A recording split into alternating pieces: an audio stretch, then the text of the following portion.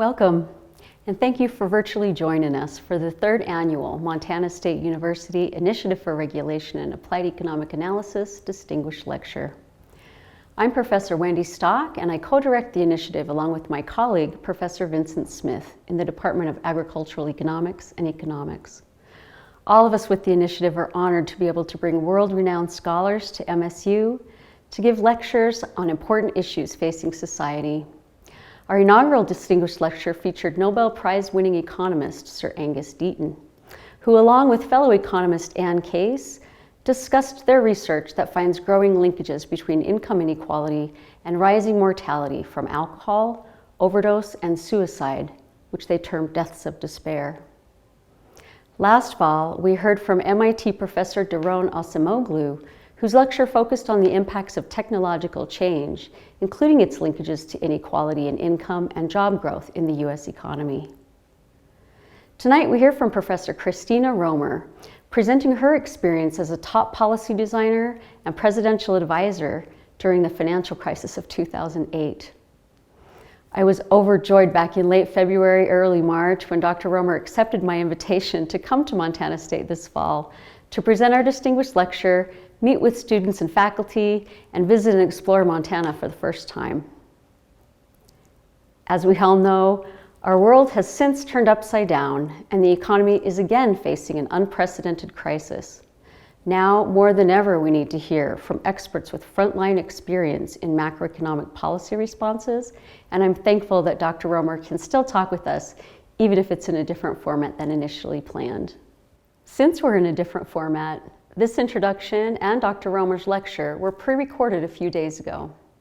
However, we invite you to join us immediately following the lecture for a live question and answer session with Dr. Romer on WebEx. The link to this forum is on the initiative's website at www.montana.edu/regecon, and I encourage you to join us there. But before we get to all that, I want to introduce and welcome MSU's president, Dr. Waded Cruzado. Dr. Cruzado has served as the president of Montana State University since 2010.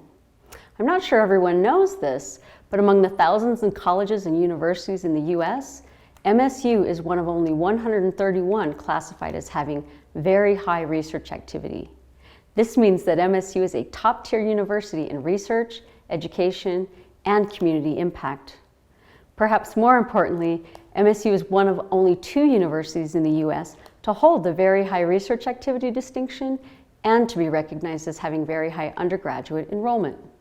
In other words, we offer incredible research opportunities to our undergraduate students. Dr. Cruzado has been influential in fostering a culture that elevates MSU to these high levels of distinction.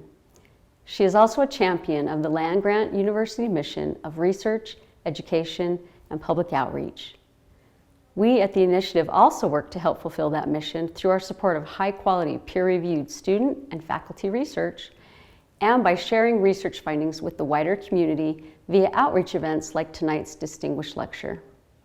We truly appreciate Dr. Cruzado's positive and transformative leadership here at MSU and her support of our work at the initiative.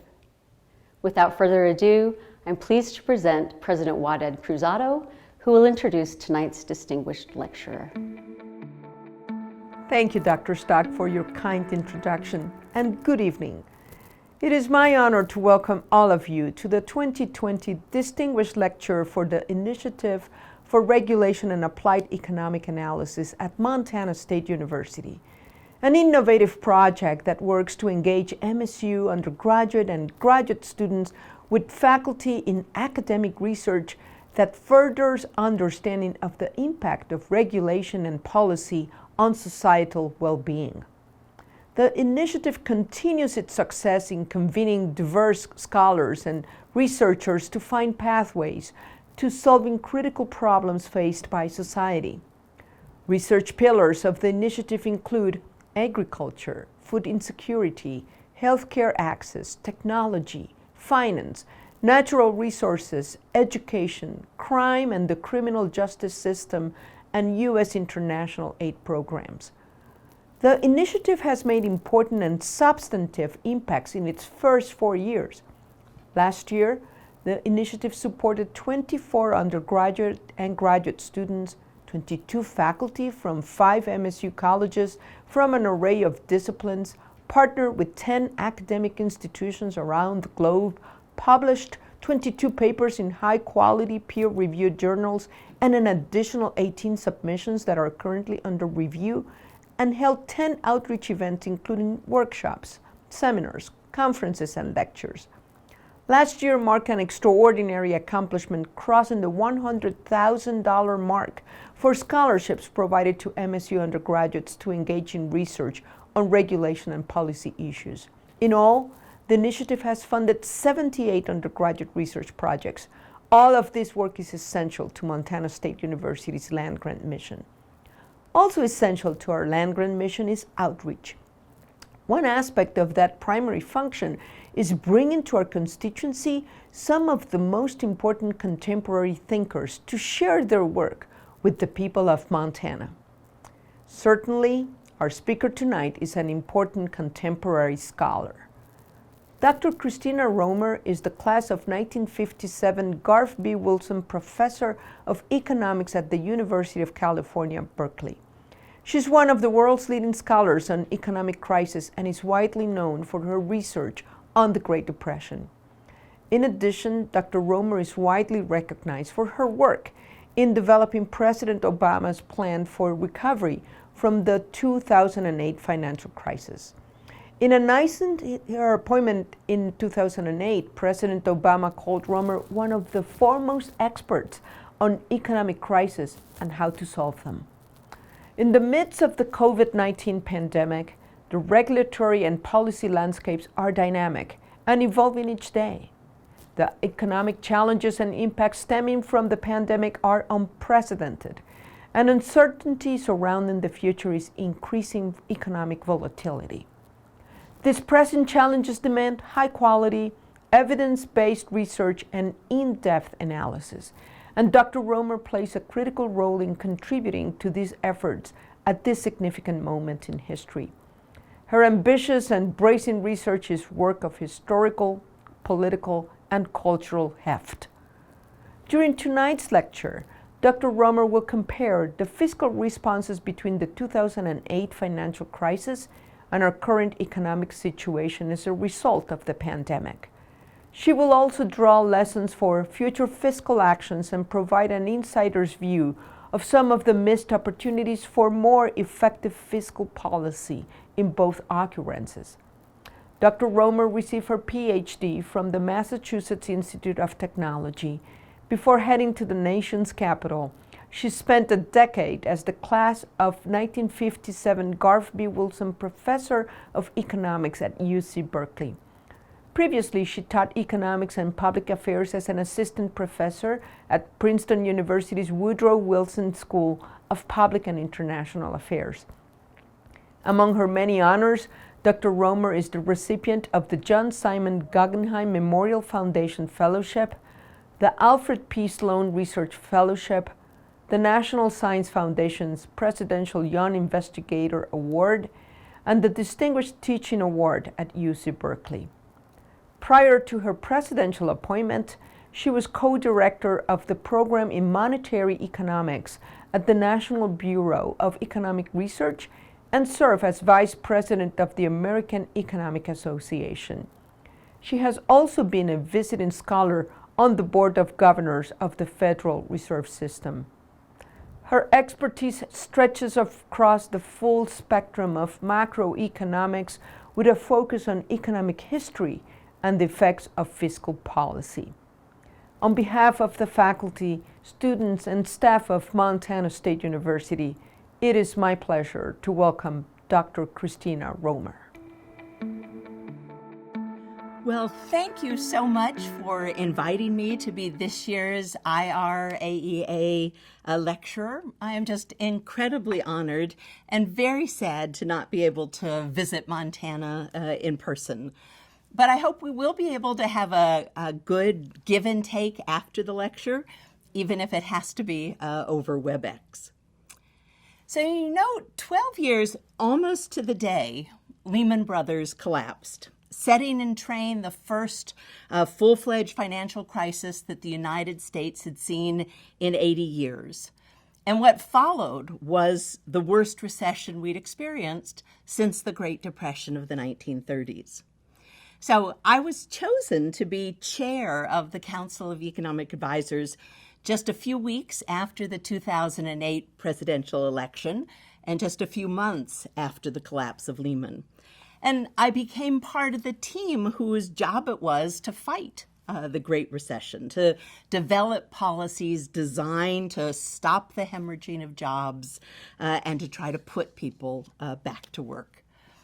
And I remember vividly when it hit me just how serious the situation was. It was the first Friday in December of 2008 when we got the employment report for November from the Bureau of Labor Statistics. We learned that we had not only lost 500,000 jobs in November, but that the statistics on job loss for September and October had been understated by another 250,000. All told, we had 750,000 fewer jobs that morning than we thought we had the night before. And I was pulled out of a meeting to brief the president-elect, who was still in Chicago, by phone. And I was practically incoherent. I just kept saying, I'm so sorry, this is awful. Oh, I'm so sorry, this is a catastrophe. And after what felt like forever, the president finally stopped me and said, Christy, it's not your fault yet. Well, what brought that to mind is that we are engaged in fighting another economic crisis, this one brought on by the coronavirus. The job losses and the collapse of economic activity caused by the pandemic dwarf those during my time in Washington. In April of this year, the unemployment rate spiked up to almost 15%. Real GDP fell at an annual rate of 30%. In the second quarter of this year. And though unemployment has since come down substantially, more than 13 million Americans who would like a job still can't find one.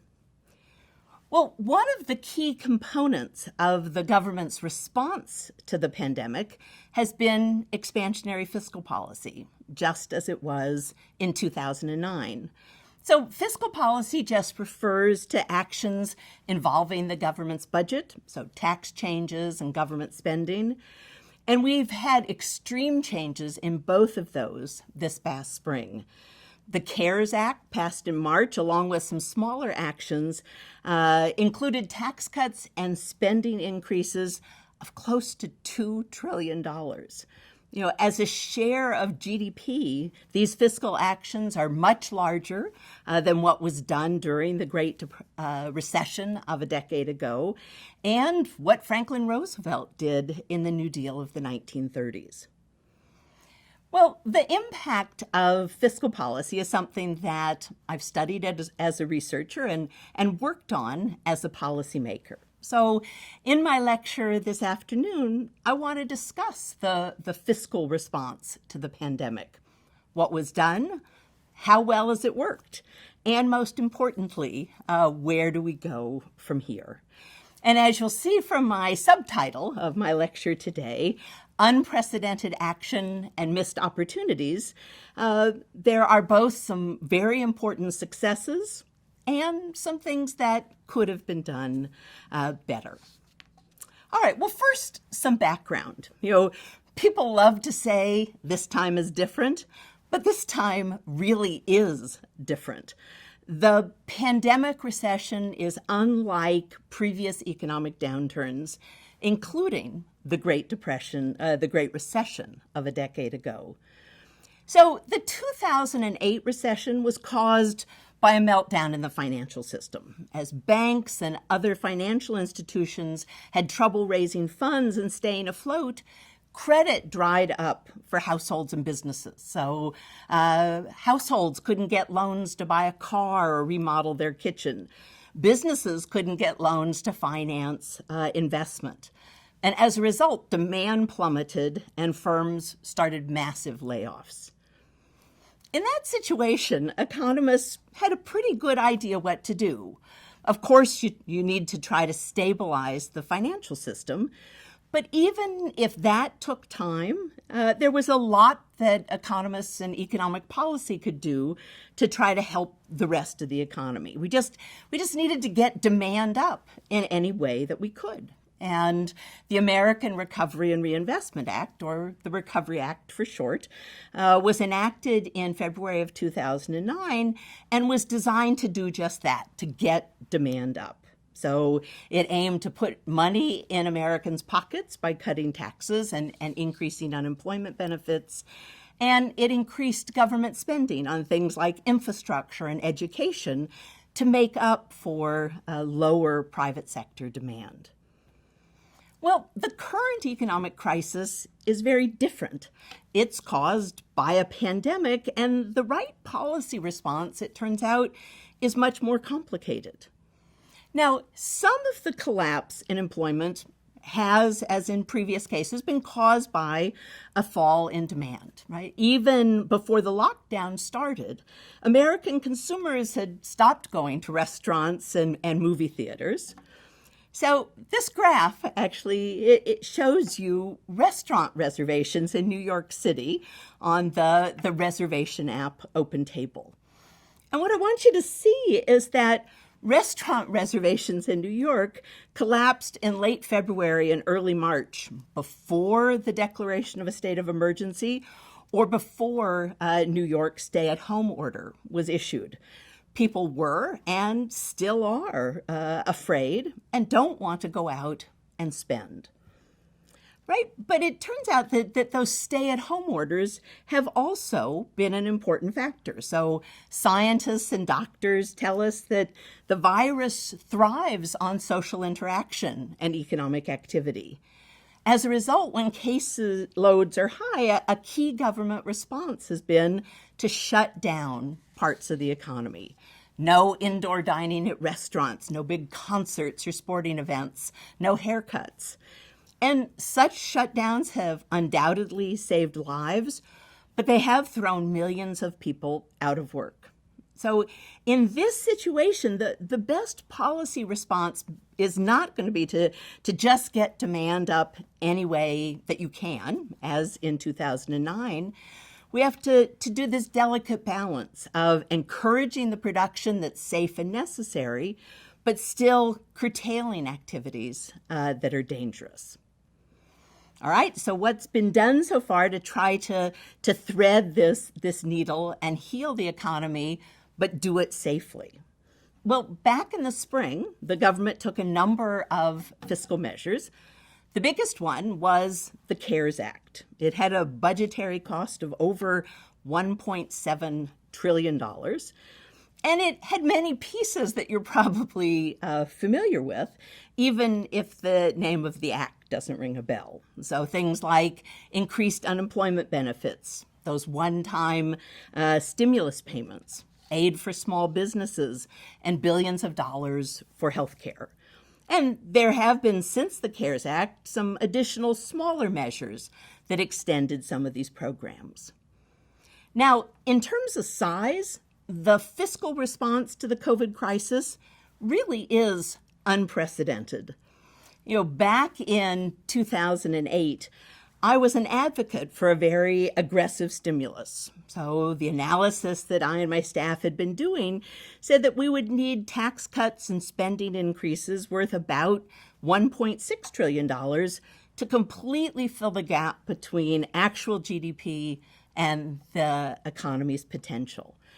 And at the time, that number was viewed as just a pipe dream. I remember feeling incredibly relieved when we got a final bill that had stimulus of about $800 billion. Well, when I saw what came out of Congress this spring, I will confess to envy what we could have done with $2 trillion back in 2009, how much faster the recovery from the Great Recession could have been, and how much suffering could have been prevented. But I will also admit to feeling a little bit of satisfaction. You know, the 2009 Recovery Act was somewhat controversial. There were people who said that the fact that we nevertheless had a severe recession meant that the Recovery Act didn't work, that it wasn't helpful. But subsequent research has shown that, in fact, it was very helpful. So the nonpartisan Congressional Budget Office has done a number of these studies, and they concluded that the Recovery Act shaved between 1/2 and 2 percentage points off the unemployment rate. And most academic studies put that number much closer to the top of that range. Now, that wasn't nearly enough. Even with the Recovery Act, the unemployment rate went to 10%. But preventing it from going to 12% meant that about 2 million people had jobs at the end of 2010 who wouldn't have if it weren't for the Recovery Act. So I like to think that maybe one reason that policymakers took such an aggressive fiscal response to the pandemic is that they recognized that such actions had been helpful in the last crisis. All right, well, so how has fiscal policy worked this time?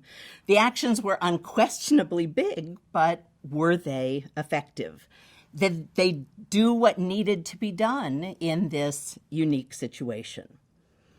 Well, one of the things that I find really amazing is just how much research has already been done by economists looking at the effects of both the virus on the economy and the policy response.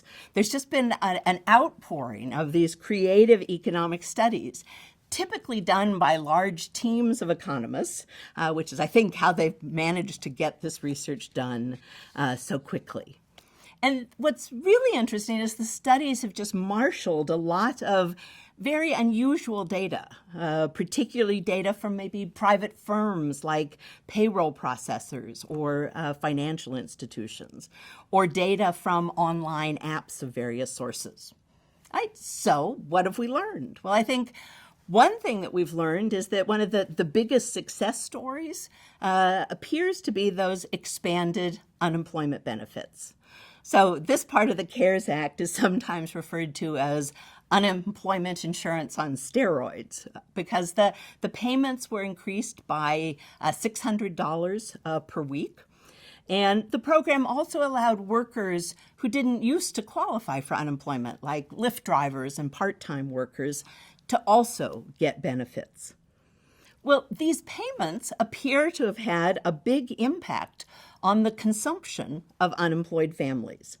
So one study used data from JP Morgan Chase bank records, and they looked at a sample of spending of unemployed workers and a corresponding sample of employed workers. And everything is dated relative to when the unemployed workers began receiving those more generous benefits.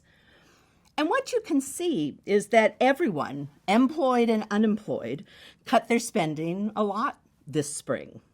And before those larger unemployment insurance payments, the unemployed cut their spending substantially more, which is exactly what you would expect.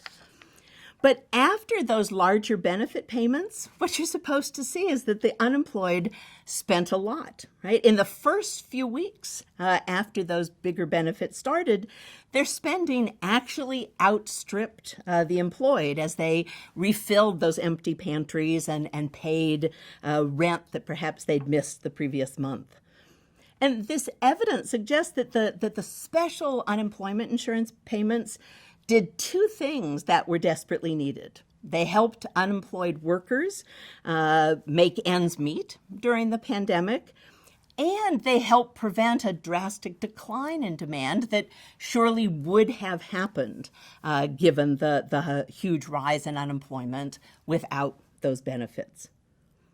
Now, because the unemployment benefits were unusually generous, they actually also helped to reduce poverty. So here's yet another one of these interesting and creative new studies that came up with a way to measure poverty monthly, something that we haven't done before, using survey data. And what I want you to notice is this spring, poverty actually declined from about 12% of households to just 8%, right? Which is something that never happens in a recession. So from my point of view, a pandemic response that mitigates disaster for some families, maintains aggregate demand, and reduces poverty is a very successful program indeed.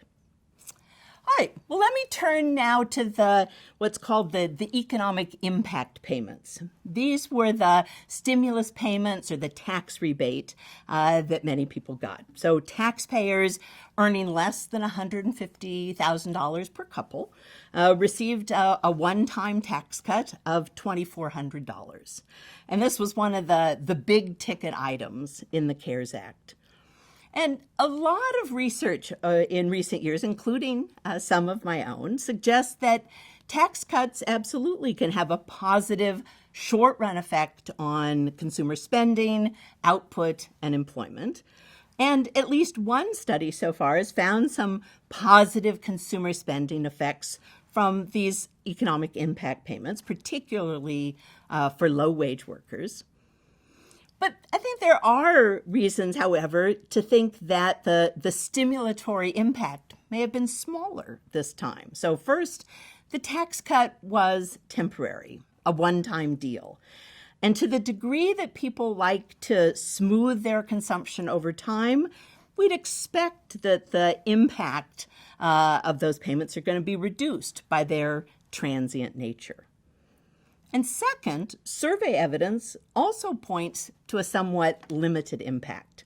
So researchers actually did a survey of people that got these payments and asked them, well, what did you do with them when the check came in the mail or was deposited to your bank account? And you'll see that what a large majority said is that they used them to either pay off debt or increase their savings. So as a result, they may have had a limited impact on demand and production so far. Now, in some ways, that's not a bad thing. I talked earlier about how in the current situation, a big surge in demand might be unwise, right? Productive capacity is restricted by safety measures. And we've seen how premature return to normal activities has sometimes caused virus hotspots to form. So to the degree that these payments were put aside to spend later, that could be useful for jump-starting the economy once there is a vaccine. But it is the case that they don't seem to have done much so far. Now, another big piece of the CARES Act was the so-called Paycheck Protection Program. This was a $670 billion program to help small businesses stay afloat and keep people employed. And though it's described as a loan program, it's really much closer to a grant, right? As long as 60% of the loan is used to cover payroll costs, it doesn't have to be paid back. And the goal of the program was to keep workers on payroll so that worker-firm relationship wasn't broken. And it aimed to keep small businesses in business so that they could snap back once health conditions allowed. Well, there have been two innovative studies recently that have looked at the employment effects of the PPP, as this program has come to be called. And both make use of the fact that only firms with fewer than 500 workers were eligible for the program. And what they do is to compare employment changes in firms that were eligible to those that were just over the size threshold. And both, as you'll see, this is one of the studies, both find that employment falls significantly less in eligible firms than in non-eligible ones. So this graph shows that the authors found that employment is 2 to 3% higher in eligible firms. And the authors estimate that translates into about 3 million jobs that were saved economy-wide by the program. Now, this is certainly substantial. That's 3 million people who still have jobs. It is unfortunately small relative to the enormous size of the problem. The economy lost 22 million jobs between February and April of this year. And the 3 million is also somewhat of jobs saved is somewhat small relative to what was a very big budgetary cost of the program. Now, the final component of the fiscal response that I want to mention is, of course, the healthcare spending, at about $159 billion of the CARES Act was for healthcare, so vaccine development, testing, and treatment. And subsequent legislation even authorized another $25 billion for testing and contact tracing. Now, given how serious the outbreaks have been and how many people have lost their lives, this was surely a sensible action. Unfortunately, the government has had some trouble actually getting the money out the door. So a recent Wall Street Journal study reported that only about 10% of that second bundle of money for testing that was approved by Congress has actually been made available. And this is consistent with something that we learned from the 2009 Recovery Act. It turns out that passing a big fiscal stimulus is a lot easier than actually implementing it.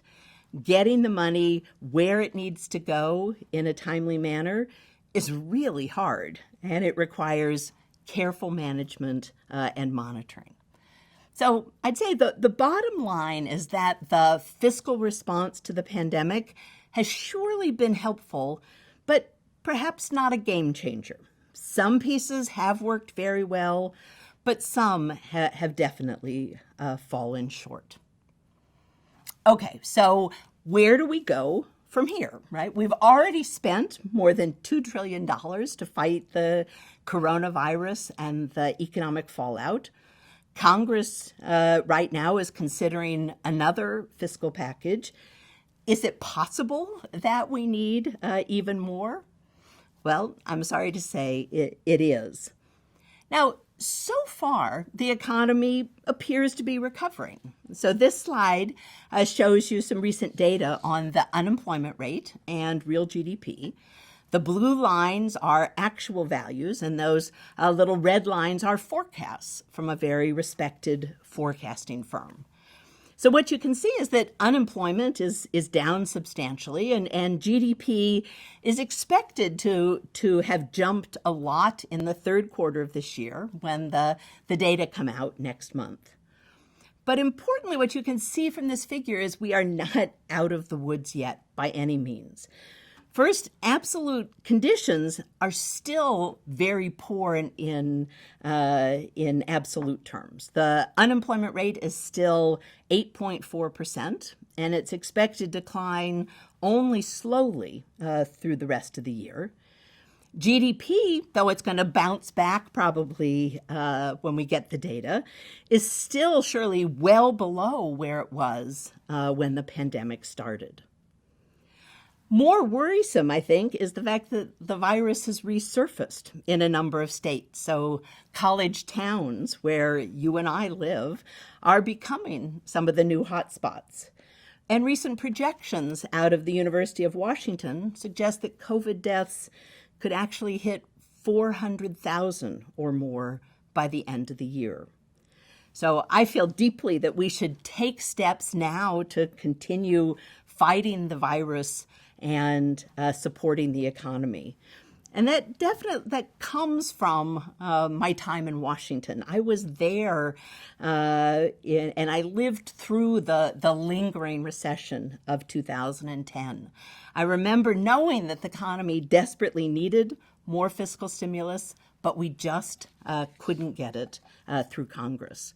And the result, as I think many of us remember, was a recession that dragged on for years, permanently scarring some workers and the economy.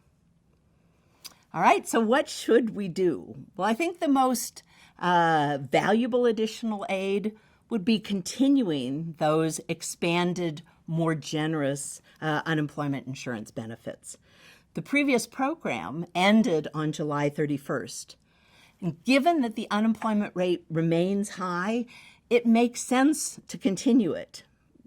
Just for a point of reference, following the 2008 financial crisis, special unemployment benefits lasted through 2013. By targeting only affected workers, expanded unemployment insurance gets help where it's most needed at a reasonable cost. Now, Of course, one concern about expanded, more generous benefits is that they might lead people to stay unemployed longer. But actually, here's another place where there's been a lot of research. And I think there have been at least 3 new studies that have found these disincentive effects, these hypothetical disincentive effects, are actually very small. For example, one of the studies found that people who are receiving benefits that are equal or even higher to their previous wage are as likely to take a job offer as someone who's receiving payments that are only a fraction of their previous wage. I think people seem to be realizing that a job that may last is much more valuable than an unemployment payment that surely won't. Now, it is also likely, I think, that that there are some positive incentive effects from having people on unemployment insurance. A big worry as high unemployment drags on is that workers will get discouraged and drop out of the labor force. Being on unemployment insurance, particularly if it requires a job search to qualify, can keep people thinking of themselves as workers and attached to the labor force. All right, now another piece of fiscal support that the country desperately needs is aid to state and local governments. Now, this is something that was done in the Recovery Act. We included roughly $150 billion of federal transfers to state and local governments that they could spend as they needed. And actually, this is a place where the Council of Economic Advisors, while I was there, did a study evaluating how that state fiscal relief worked. And what the study did, it used the fact that some of the money that went to state and local governments was allocated in a way that was not tied to the current condition of a state's economy. For example, some of that money was just divvied up according to the number of miles of interstate highway that your state happened to have, or on the basis of what your Medicaid spending had been in previous years. And what the CEA researchers found is that states that got more of these relief funds for relatively exogenous reasons did noticeably better. All right, so this graph comes from that study. And what it shows you, it's going to show you employment along that vertical axis and the amount of these relatively exogenous relief funds that a state got along the horizontal axis. And what the positive relationship implies is that states that got a lot of these funds, like New York and Maine, had much better employment outcomes than states that got relatively little, like Utah and Colorado. Indeed, this part of the Recovery Act appears to have had one of the biggest bang for the buck of all the initiatives that were in the action. Now, state budgets throughout the country are in shambles today. So tax revenues are down because unemployment's so high, and spending is up because of things like increased health spending or humanitarian aid, that a lot of which happens on the state and local level. And importantly, unlike the federal government, almost all states have balanced budget requirements, so they can't just let their budgets stay in the red. Well, as a result, states throughout the country are being forced to slash spending at a time when we desperately need it. And what you can see, this is just some data that's been put together on just how big are these state budget shortfalls. And what you can see is that state budget deficits state budgets are about $555 billion in deficit, so more than in the previous 2 recessions. And so that $555 billion number is a rough ballpark for how much spending we may see cut over the next 2 years or so, if nothing is done. Well, I think that a large program of federal aid to state and local governments would just be smart policy. It would help states maintain crucial services, including those that are needed to get the virus under control. And it would help to sustain employment, and not just among public employees, but throughout states' economies. Finally, I think we're almost surely going to need more funds for testing, contact tracing, and treatment. So if you haven't seen pictures like these, I think it's a really important one to study. So this graph shows new cases of the coronavirus in the United States and in a handful of other countries that have gotten their new cases down and kept them down even as they have reopened their economies. And importantly, it corrects for differences in population. And some of those success stories you can see down there at the bottom are Germany, South Korea, and New Zealand. And one of the things that those countries have in common is that they do a lot of testing and a lot of contact tracing. I think that would be a relatively low-cost way to help both people and the economy a lot. It would save lives, and getting the virus under control would surely do more to stimulate consumer spending and business investment than anything else that we could possibly do. All right, well, something that is surely going through your minds as I've been describing what's already been done to deal with the pandemic and its economic effects, and what remains to be done using fiscal policy is, can we possibly afford it, right? What about the budget deficit? And indeed, the numbers are pretty bad. So these are just estimates of what's going to happen to the budget deficit prepared by the Congressional Budget Office. And what you're supposed to see is that the deficit will be almost 16% of GDP this year, and still very large next year, right? And that's, as you can see, bigger than the deficits in 2009 and 2010. And to finance these enormous deficits, the Treasury has been borrowing extensively. So this graph shows you our debt to GDP ratio. So just how much debt have we accumulated over time compared to the size of the economy. And what you can see, before the pandemic started, our debt to GDP ratio was around 80%. It is projected to hit over 100% this year and then keep going up.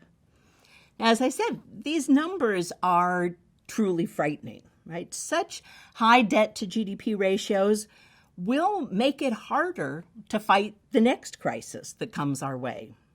Recent research that I've done with David Romer shows that countries that face a financial crisis with higher debt ratios have much worse recessions afterwards because they do much less fiscal stimulus.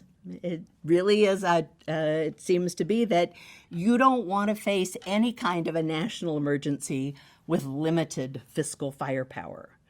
And of course, high debt, much of it held by foreigners, really will lower the standard of living of our children and our grandchildren. So given this, how can I possibly be in favor of issuing even more debt to pay for additional fiscal stimulus? Well, the answer is because the alternative is even worse. If we don't spend on health and testing, the virus will keep raging. Consumers will stay home and businesses may be forced to close again. Many small businesses would probably never come back. If we don't continue generous unemployment benefits, many workers may retire early or drop out of the labor force even at young ages. And this will surely lower our productive capacity for years to come. If we don't help state and local governments close their budget gaps, they will slash services. And this will make the economic downturn worse. It will worsen or weaken education and stifle other kinds of public investment that's done at the state level and that's just crucial for economic growth over the long run. So the way I see it is more fiscal stimulus today is an investment. By dealing with the virus and healing the economy, we'll make the economy stronger in the future, which will make paying off those big budget deficits easier. But absolutely, I want to lead the charge that everyone should make a pact right now to deal with the debt and the deficit once we are through the pandemic. I think that is a crucial step, and it's how we will protect our children's future and leave ourselves in a position to deal with whatever challenges come our way. Well, you know, the business trip, I think, that affected me most during my time as CEA chair was actually a visit to Cleveland that I made in May of 2010. So I visited the Ford engine factory, and my husband just loves this picture. I think it's the crazy mixture of the pearls and the safety glasses. But you know, the workers that I spoke to were very grateful for the actions that the government had taken during the Great Recession to try to heal the economy. They were proud of how the auto industry was coming back. But a group of them took me aside and they pointed to the other half of that gigantic factory, which was still empty. And they told me stories of how their neighbors and their family members used to work there and were desperate to come back. And I think it's important to remember that many families were struggling well before the pandemic, even before the financial crisis of a decade ago. And I think we owe it to them to not just deal with the problem or the crisis of the moment, but to do much more to ensure a better life and a more secure future for everyone. Thank you. Thank you, Dr. Romer, and to everyone for joining us tonight. Please join us live for a question and answer session now with Dr. Romer on WebEx. The link to this forum is on the initiative's website at www.montana.edu/regecon. I hope to see you there in just a couple of minutes.